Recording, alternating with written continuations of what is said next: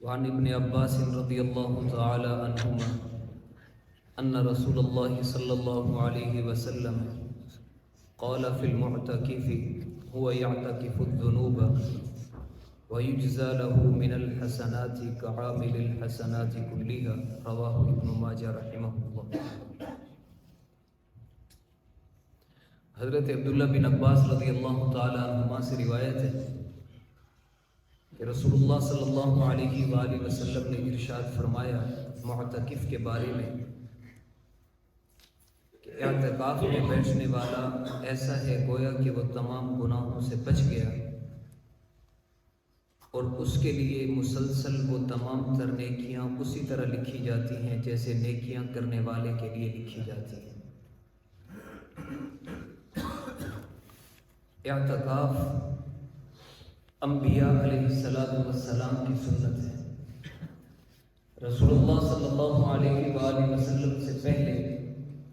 تقریباً تمام انبیاء علیہ السلام اعتکاف میں بیٹھا کرتے تھے، اور پھر رسول اللہ صلی اللہ علیہ وآلہ وسلم بھی اپنی مدنی زندگی کے اندر ہر سال اعتکاف میں بیٹھتے تھے۔ باقی جتنے بھی سنتیں ہیں کبھی حضور ان کو ترک بھی فرما لیا کرتے تھے، کبھی چھوڑ دیا کرتے تھے، لیکن اعتکاف ایک ایسی سنت ہے کہ رسول اللہ صلی اللہ علیہ وآلہ وسلم نے اس کا ناغہ کبھی نہیں فرمایا، باقاعدگی سے اعتکاف میں بیٹھا کرتے تھے۔ اور رسول اللہ صلی اللہ علیہ وآلہ وسلم کے صحابہ بھی اعتکاف میں بیٹھا کرتے تھے۔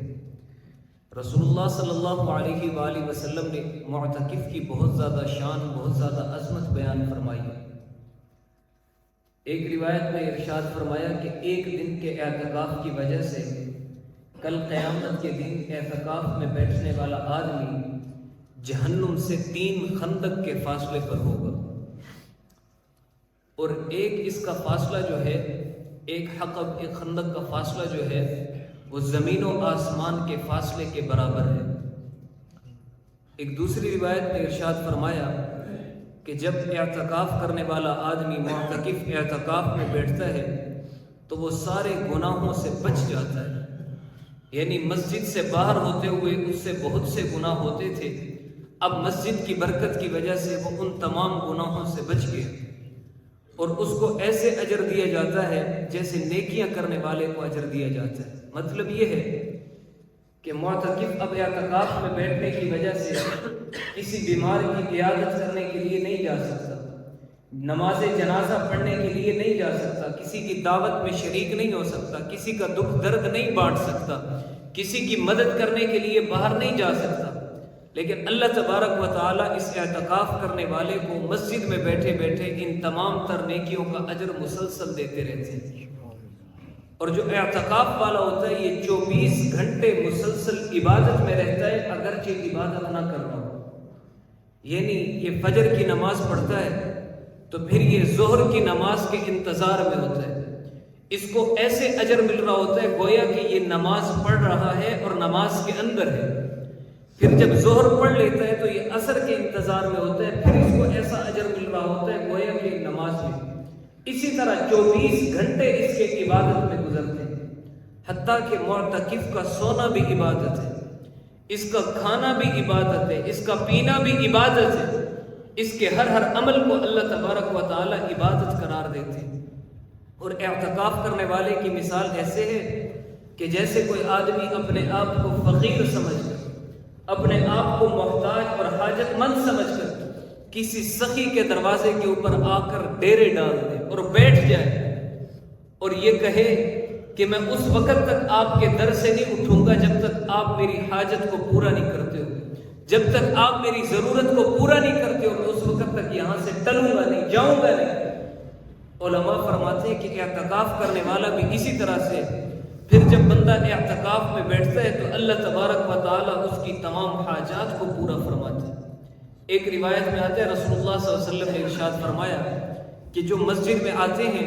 عبادت کرنے کے لیے یہ اللہ تبارک و تعالیٰ کے مہمان ہوتے ہیں،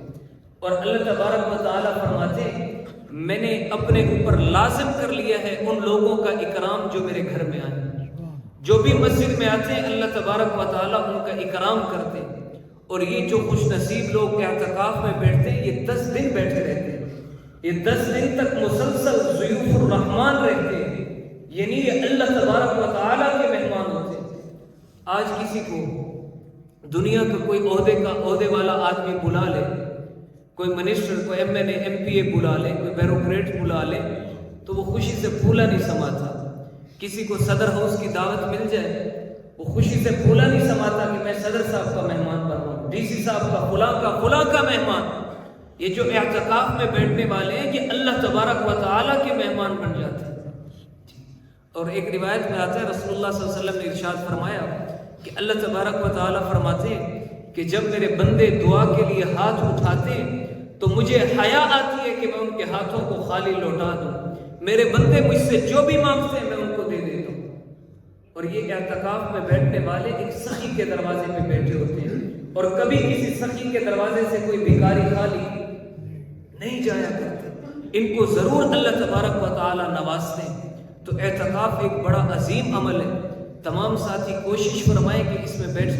بیٹھ جائیں، اور اگر خود نہیں بیٹھ سکتے تو پھر کم از کم اتنی کوشش کر لیں کہ اپنے گھر والوں کو بٹھا دیں،